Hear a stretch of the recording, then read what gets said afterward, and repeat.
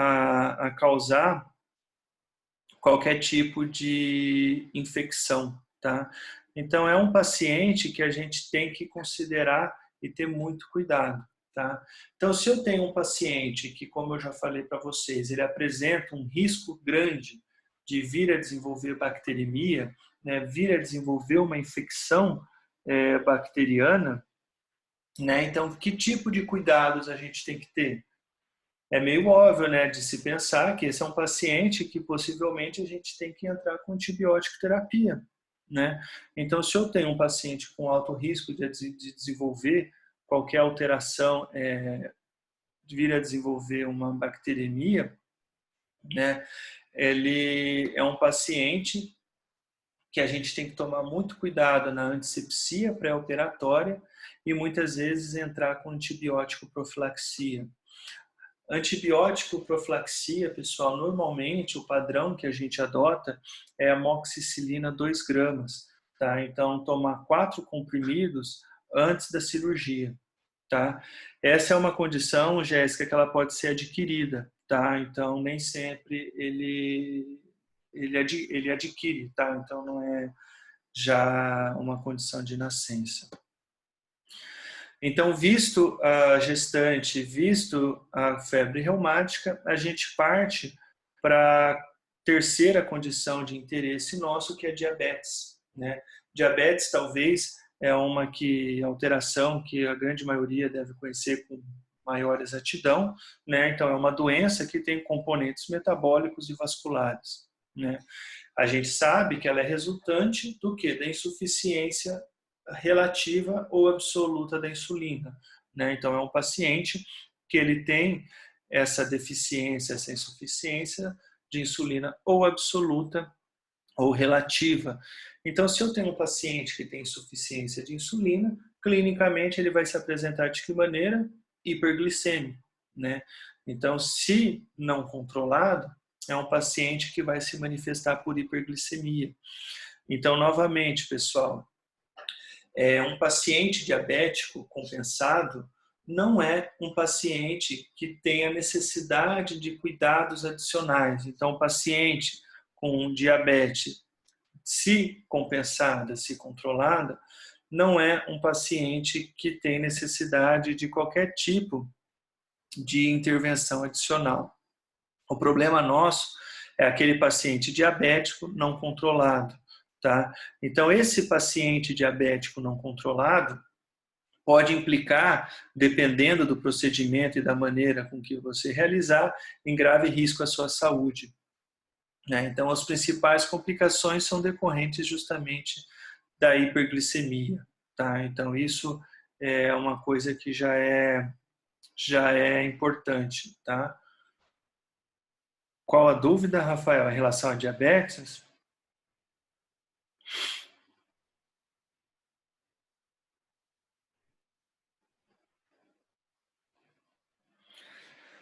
O Rafael fez uma pergunta ali, em um procedimento cirúrgico pouco invasivo, né, em um paciente ASA2, por exemplo, hipertenso diabético, eu posso optar por realizar um teste rápido, né, aferir a pressão e teste glicêmico momentos antes do procedimento, ou é necessário sempre solicitar exames mais complexos?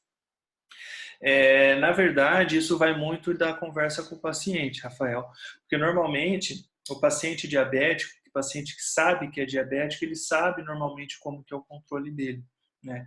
Então, o primeiro ponto é, você toma medicamento, é um paciente diabético controlado? Se o paciente já falar que é um paciente diabético controlado, né? Então, um teste rápido, uma glicemia capilar, ali é mais do que suficiente, né, para saber se esse paciente está apto ao procedimento ou não, né? Agora, esse paciente ele pode relatar assim, eu sou diabético, mas eu não tomo medicamento, eu nem sei quanto é minha diabetes, esse tipo de situação, tá?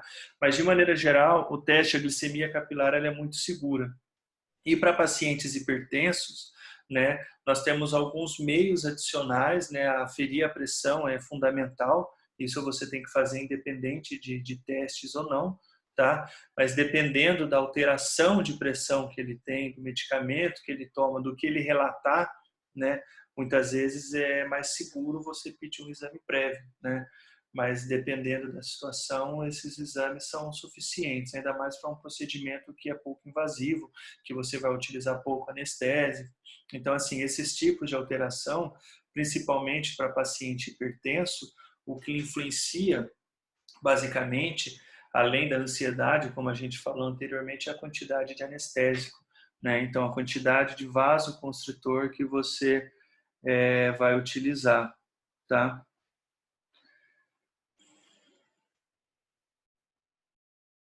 Muito bem.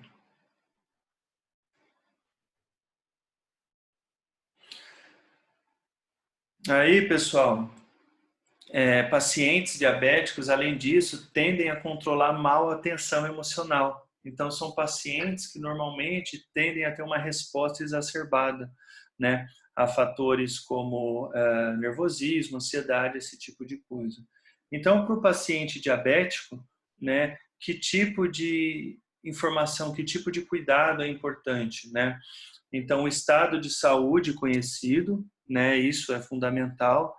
Você tem que entender, né, qual é o estado de saúde do seu paciente, como ele se apresenta. A diabetes deve estar compensada, isso é um outro ponto que a gente já conversou em aula. Se necessário for, utilizar medicação tranquilizante, né, então medicamentos que visam acalmar esse paciente. É importante orientar o seu paciente que ele deve se alimentar normalmente, né? Então, pensando nesse controle glicêmico, é fundamental que o paciente se alimente normalmente e que essa cirurgia seja feita preferencialmente pela manhã, justamente pensando nesse controle glicêmico, né? Além disso, é importante uma antisepsia rigorosa, tá? Aí nós temos como a próxima alteração que a gente tem a hipertensão arterial, né? Então, como vocês bem sabem, a pressão arterial pode variar, né?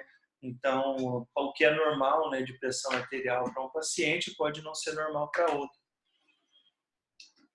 Então, para a gente analisar se o paciente está apto ou não a fazer o procedimento, a gente deve analisar algumas variáveis, né?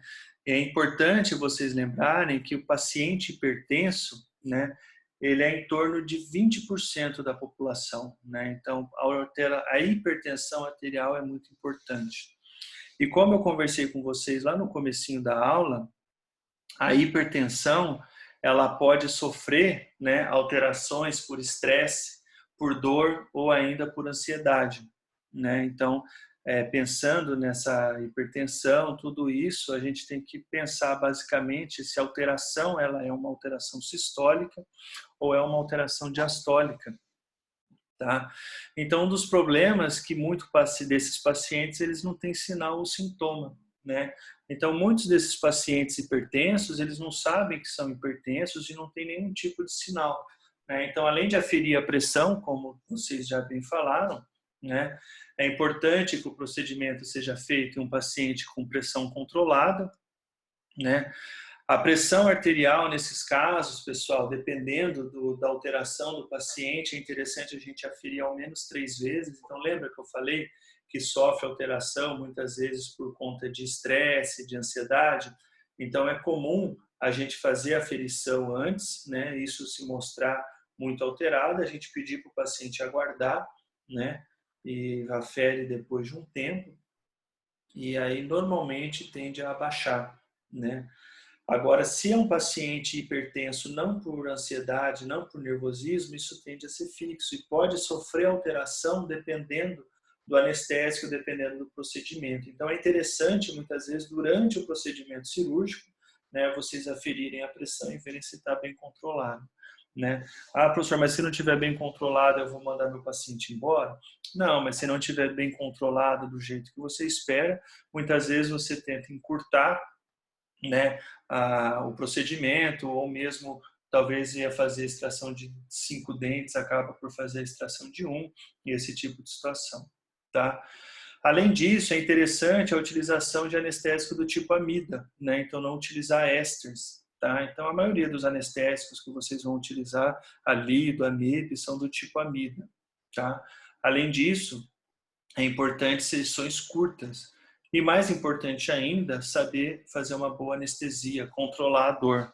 né? Porque se a gente sabe que o fator emocional é muito importante, pensando no controle de hipertensão, a partir do momento que meu paciente sente dor, você pode gerar picos e respostas emocionais que vão prejudicar muito o seu procedimento e, portanto, a resposta do seu paciente. Tá?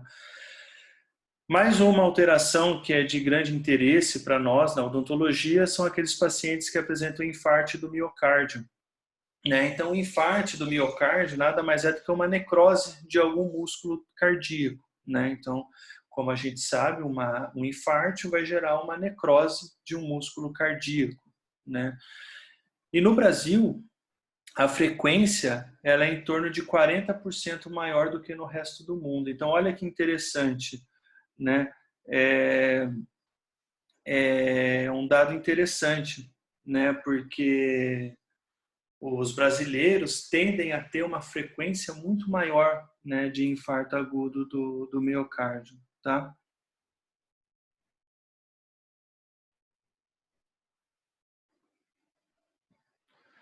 Então, o que é importante nesses pacientes? Pacientes que apresentam histórico, pacientes que já são pacientes infartados ou que porventura sofreram infarto agudo do miocárdio.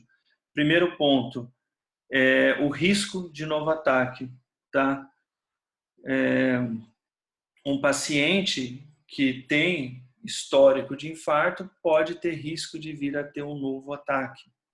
Como eu falei, o estresse é um principal fator desencadeante, tá? Então, estresse é muito importante se controlar numa clínica, tá? Então, controle a dor, não deixem o seu paciente sentir dor, tá? Outro ponto, pacientes com histórico de infarto agudo do miocárdio, muitas vezes, eles fazem uso de anticoagulante, tá? Então, esses pacientes que fazem utilização de infarto agudo do miocárdio, muitas vezes, eles fazem uso de anticoagulante. E como a gente já conversou em outros momentos, pacientes que fazem uso de anticoagulante têm predisposições a hemorragias. Tá?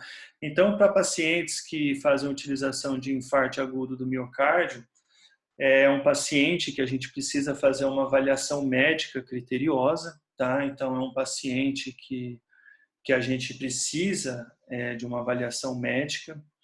Se esse paciente sofreu um infarto há menos de 6 meses, né, preferencialmente a gente deve evitar o procedimento. Por quê? Porque tem estudos que mostram que até 6 meses do último infarto é o que acontece com maior frequência um novo episódio. Tá? Então, isso tem que tomar muito cuidado.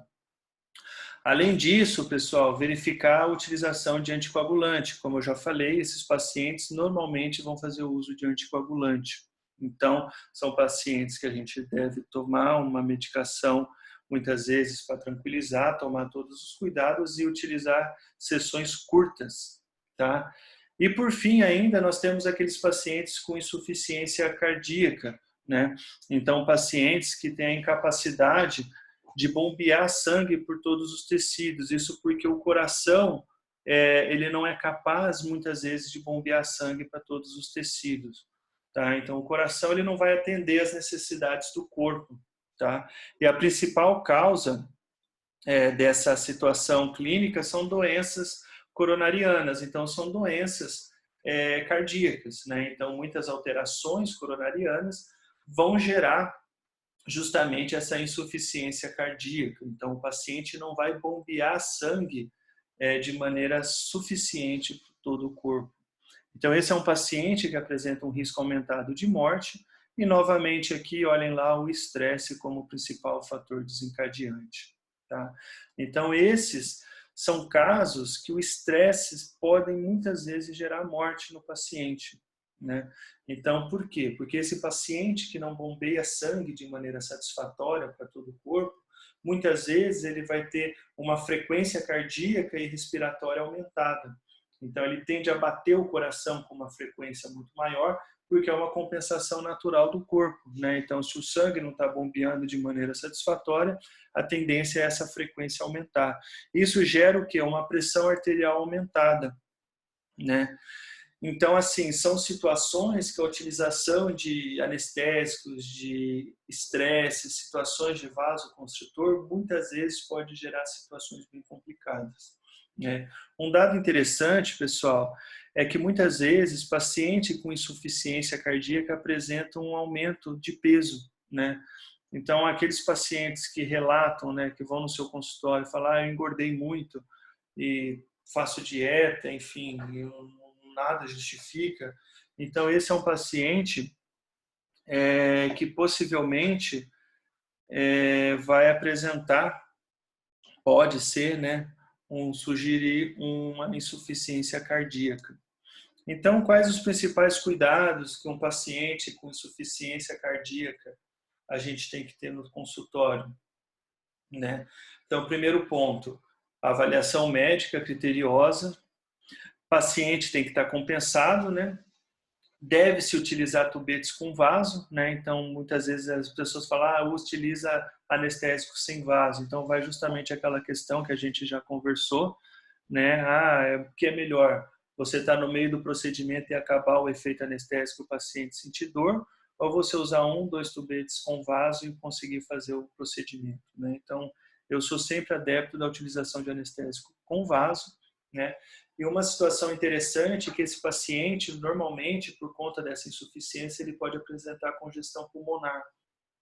Então, é um paciente que, se você deitar ele muito na cadeira, né? Então, se o paciente ficar em posição supina, por exemplo, ele pode vir a ter uma congestão pulmonar. Então, é um paciente que normalmente a gente atende numa posição mais sentada, tá?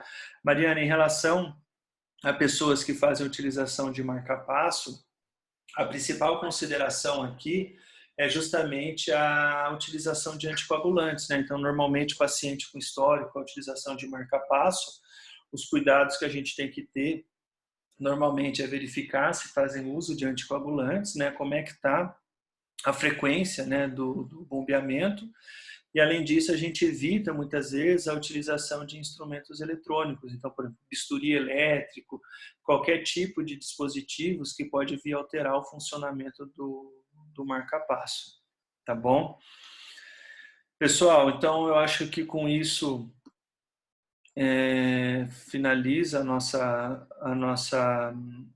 nossa reunião, né? Eu acho que eu falei tudo que eu queria falar, né?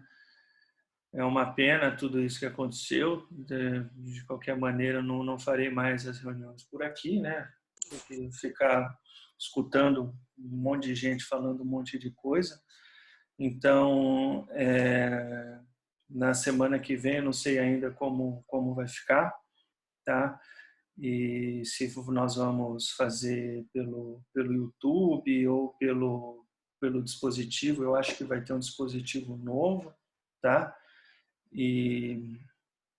Mas é isso aí, tá? O importante é que eu tentei, tá bom? Então, um abraço para vocês, boa noite, até a próxima, pessoal.